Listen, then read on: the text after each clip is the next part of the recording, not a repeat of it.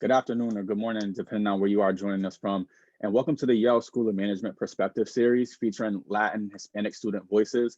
My name is Jordan Brooks, and I'm the Associate Director for Community Inclusion here at Yale School of Management, where we lead diversity initiatives and strategy with a specific focus on fostering community and respect and belonging with all of our community members. It's a pleasure to have you all here joining us today to learn from our student panelists. They're all here and ready to answer your top 5 MBA questions that you submitted when you registered for the event. And hopefully you'll leave today with a better understanding of the SOM community and what makes an MBA from Yale SOM unique. After answering the top 5 questions, we're going to break off into smaller breakout sessions where you'll have an opportunity to meet with our student volunteers today to have smaller, intimate conversations. So feel free to join into those conversations. Or if you'd like, I'll be back in the main room where you'll be able to ask me questions about application or any specific questions that you have regarding SOM that you don't want to ask a student. Before we begin, I'm going to ask each of the panelists to introduce themselves. If you don't mind giving your name, your class, what life was for you before SOM, and maybe the industry of interest that you have post MBA. Let's start with Carmen. Hi, everyone. It's great to be here. So my name is Carmen Gonzalez. I'm an MBA. I'm graduating in just a few months in 2021. Before SOM, I was in the hospitality industry doing analytics and database marketing. My target industry is tech, and that's where I did my internship as well last summer. And I'm originally from Uruguay. Thank you. Juan Pablo. Hi, everyone. I'm happy to be here. My name is Juan Pablo. I'm from Colombia. I'm a first-year MBA, so I'm class 2022. Before coming to SOM, I worked for Avianca Airlines doing internal consulting for 4 years. And I want to pivot either to consulting or another internal consulting job at another company. Thank you. And Matias? Hi guys, yeah, so I'm Matias. I'm another Uruguayan. It's weird that Carmen and I were here. Usually we're not everywhere, so it's curious that we are both here. I'm a class of 2022. Prior to SOM, I was living in Austin, Texas, but working for a South American company that was based in Uruguay that manufactured car stereos for a German brand named Blackpoint. And post the MBA, I'm interested in going to tech and something similar in general management or maybe in supply chain. Not sure yet. Perfect. Thank you all for introducing yourself. And for the participants, just so you know, we also have other student volunteers who are joining us today for the meeting. You'll be able to meet them once we do the breakout session. So I'll have them introduce themselves to the group they're in. Once we break out, just want to let you know we have other students who are on the call as well.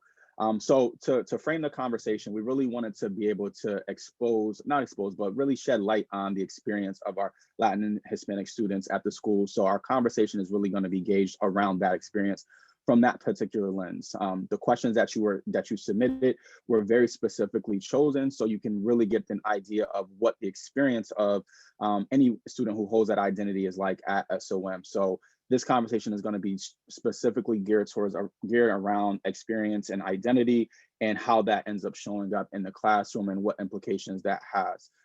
So I'll start with the first question that was the 5th ranked question. Is what is life like for a Hispanic or Latino student at Yale SOM? And we'll start with Carmen to respond to this question. Sure. I think life is pretty great. It is, I think in any conversation about diversity and about identity within an MBA program, it's important to note that obviously, as would be expected, we're in the minority. I would say that particularly women, Latino women are very much in the minority. I would say that for my particular class, so for MBA 2021, I am one of, depending on how you define it, either, three Latin American and maybe like 5 or 6 total women from, Hispanic or Latin identifying. I think that's very common across all MBA programs. So that's not a specific thing about Yale SOM. And I've actually, well, obviously I have a horse in this race, and I have done my research.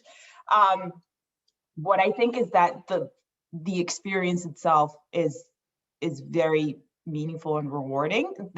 I will be super frank. I'm not going to say, oh, there's all these, case studies focused on Hispanic or Latin American entrepreneurs. Like that's not necessarily true.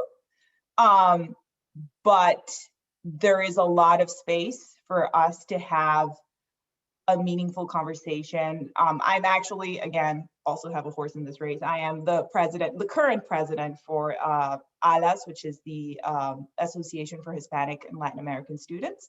And so I feel that, there's a lot of space for us to kind of build of this experience what we want. But that's not to say that it doesn't have some, some drawbacks, but that I personally don't think are specific to SOM itself. I think they are really something of the elite MBA experience, and even not the non-elite MBA experience as well. That's just my personal take. Thank you for that, Carmen. I think you hit on a couple of important points with the problem not just being focused and being a more broad issue across MBA programs in general, which is definitely true. It's something that we're here to work to combat against. We're up against a fight called equity, and it's something that we're fighting every day, specifically with our community and inclusion efforts at the school, but then also students like you all helping us with this effort to expose what an what the MBA experience is and how an MBA can benefit students. So thank you for that perspective. Juan Pablo, any remarks to that? What's life like as a Hispanic or Latin student at Yale SOM? Yeah, maybe just to add to what Carmen said, and especially being an international student, I think it's also a different perspective in terms of, I feel that people are very interested in knowing about my perspective on things. We had, for example, a case in one of our classes that was about Colombia and the peace process that we had a couple of years ago. And it was really interesting to see after class, many of my peers coming to me and asking me what I thought about the case.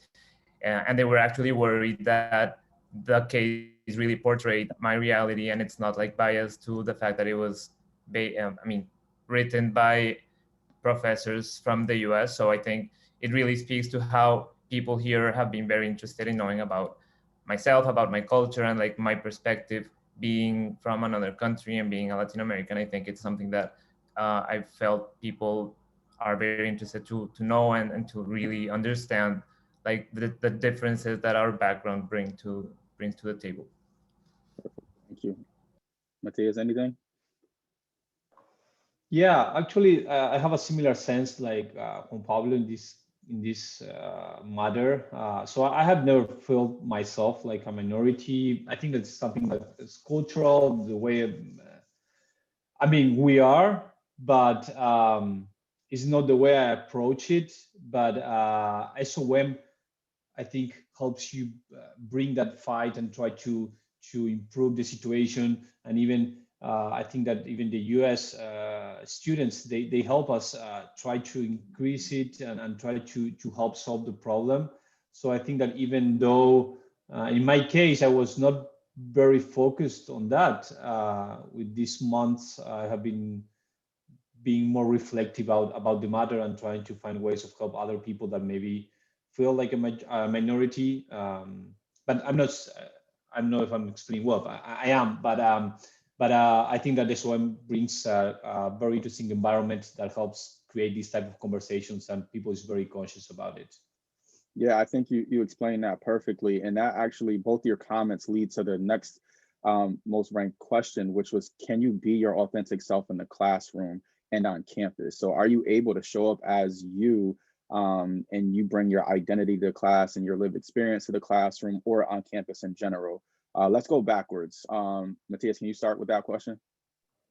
Yeah, I would say 100% to that. I think that the class, the professors, the peers, the university in general, they all allow you and give you the space and the time and the moments to be yourself and do whatever you want. If you want to be active, and participate and be part of the solutions and be part of the discussions. You are going to have the space to do it. If you don't want, it's fine.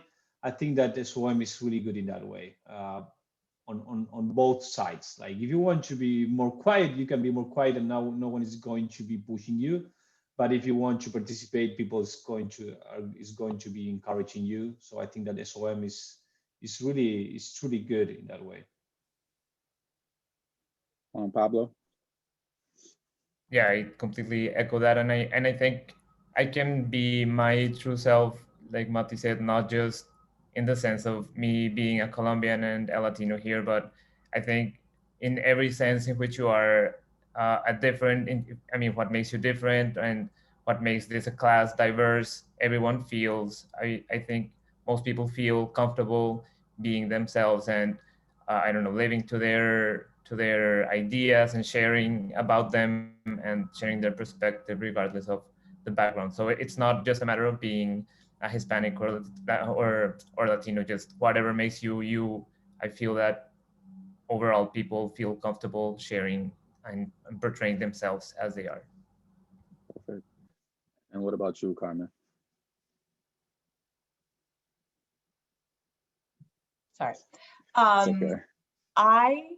First of all, I personally 100% agree. I feel, but this is also a part of who I am. I feel extremely comfortable regardless, right? Like I'm going to share my honest opinions, and I do feel completely empowered and able to bring all of myself to SOM and to any event or circumstance surrounding it. I think that where the key of the question is what happens if you're less willing to kind of do that or like to actively participate. How comfortable are you going to feel like, or how much are you going to be asked to share, right? Which I think is more to the root of that question. And I think perhaps in that sense, our panelists, we're all kind of biased towards the sense that from what I know of both Matias and Juan Pablo, right? Like we're really happy to share. I think that perhaps if you are less enthusiastic about that kind of experience, you might find that it's a little bit harder to really bring your whole self and to because again, from just the basis of being in a minority, right? Then obviously like your experience is not going to be the one that's front and center in every single classroom, right? But I think that, and especially obviously again, MBA prospective students, like there's definitely a bias, right, towards wanting to be present and wanting to share. Then I think that there is no issue whatsoever. And I think that all of the different perspectives that get shared, both in class and outside of class, just really enrich the whole experience. And I've never felt anything but comfort in sharing that with others. Yeah, I think you all each hit on an important piece, and that's the comfort around being able to one, understand who you are and how you show up to spaces, and two, is that going to be accepted and respected, and are you gonna feel that level of belonging in those spaces? And I think it's about comfort, and then it's also a community effort as well. Everyone else making space for people to be able to be who they are and not feeling like it's going to be judged or received in any different way. I think you all were able to articulate that really well as far as your experience is concerned, which leads to the next ranked question, which you kind of alluded to a little bit, but it's switching gears a little to the admissions process. So how did you convey your real story within the application? So were you able to highlight your experiences, your lived experiences, who you are in your application, or did you feel like you need to minimize or mute any aspects of who you are within the application? Let's start with Juan Pablo. Yeah, well, for starters, I definitely didn't feel the need to mute myself in the application. I think actually the application, my MBA application process has been one of the most insightful things I've done in my life. Like I never expected to learn so much about myself during the application process.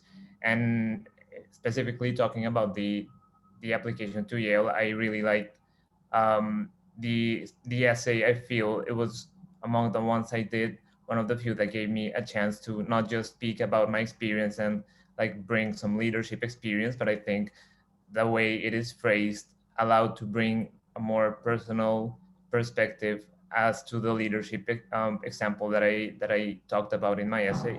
So I definitely think I was able to convey my true self in the interview process. I was very comfortable with my interviewer sharing just whatever was in my mind and my true intentions of going there. So I never felt like bluffing or trying to appear to be something else. And that's really what brought me to Yale, was feeling comfortable from the start, sharing with all of the members of the community. So definitely not muted anything. Perfect. Thank you for that. And to illustrate that a little bit further, the essay that Juan Pablo is alluding to is our current essay, which is what is the biggest commitment that you've ever made. And it really allows for applicants to really take a step back and self-assess and evaluate what is that thing that they dedicated themselves and committed themselves to, that they're comfortable with being able to articulate fully with detail and being concise, and giving us an insight as to what got you up in the morning, what got you excited about this thing. And that's really what the core of what we're looking for. It's really not just that part of the application, but the application itself is really an opportunity for you to take a deep dive into who you are as an individual and what aspects of you want to portray in the application process. So thank you for that. Matias, how about yourself? How did you feel your story was conveyed, and did you feel like you could be yourself within? Yeah, actually, I was going to say something pretty similar to Juan Pablo. If you see, obviously, I applied to several schools. If you see my applications, I think that most of them are similar, with the difference of the Yale application. The Yale application is pretty different than the rest. It's very personal. I talk very little about my work experience and my accomplishments in my professional life, and talk a lot more about what brought me here as a Uruguayan. We are a very small country. There's not many of us even taking the GMAT every year. So it was interesting to explain how I ended up doing this. And it was very focused on my personal life decisions that brought me here. And I even remember when I was preparing it, I sent the application to an alumni from Yale. I told him, hey, is this too personal? And he told me, no, I think that's perfect. It should be personal. So what I'm trying to say with this is that Yale's application and culture and intention is to know you for who you are, not only for what you have accomplished, and really focus on your personality, on what is the person who brings to SOM. So I think that that's something that was important for me, and it was a big part of my decision. Thank you for that. That's something that applicants often grapple with making their application personal, or should they lean more to their professional identity? And that's something, quite frankly, that you're able to decide for yourself. We absolutely want to get to know who you are through the application, but we recognize too that there's limited space within the application. But as much as you're comfortable with, absolutely bring out who you are personally. We love to hear about who you are and what contributions you'll be able to make as an individual to the community. So if you're having those struggles as far as being too personal or being too professional, by all means, feel free to bring out some personal aspects of who you are within that application too. But it's because it's something that makes you unique. We get asked that question often: how do I differentiate myself and make my application unique? And my go-to response, which is a real response, is really showing us who you are, because you as an individual is what makes you unique and separates you from other applicants. So feel free to kind of double down on that aspect of your application for sure. Carmen, any thoughts to that? I no, 100% echoing what everyone else said. There are no buts about this. Like, it is very, very easy, I would say, to be who you are and to really express yourself through and not just the application itself. If you're lucky enough to advance to an interview, the interview itself also has everything to do with that. Every interaction I had prior to entering with, like, former or current, like, SOM students was excellent. And I have actually, both as part of, like, the women in management group of admissions in my first year, and then also through ALAS, I have talked to a lot of prospective students, and I give them literally the same advice every time, which is just, like, be yourself. and think about why you really want to come here. And as long as that's very clear and like what your path to this has been, you're going to be fine. And that's like irrespective of like what your background is or professional experience, et cetera, like the real way to get to this is to be honest with yourself and with SOM in general, and you'll be just fine. I'm just gonna say shout out to the three of you for making moderating this conversation so easy because each of your comments end up leading to the next question, which is perfect. So what I'm gonna do is ask the fourth question, and then I'm gonna save the fifth question as your prompt when you go into your breakout rooms, and then you feel free to have whatever discussions you want. So the next question is going to be, why did you choose Yale? Carmen, you kind of alluded to that with talking about the application process. And that bonus question or fifth question that I want to have as your breakout questions is, what is the Hispanic community like in New Haven? I know someone had asked that question in the chat, which was great. It was also a question that was written in a ton on the registration. So we'll answer the final question now as far as why did you choose Yale? And then as a prompt for your breakout rooms, like I said, we'll talk about your experience in New Haven, holding your identity. So let's start. Carmen, you kind of set it off already. So why did you choose Yale? Well, I think the actual choice of a school is very personal. Yale fit exactly with what I wanted. And what I wanted was, I wanted somewhere amazing, right? And so obviously Yale SOM fits that. Yale in particular has an amazing brand name. So if I ever want to go back home to Uruguay, that's obviously going to fit the bill just fine. I loved the global focus of Yale in general and SOM in particular, which is part of its mission. And that really mattered to me.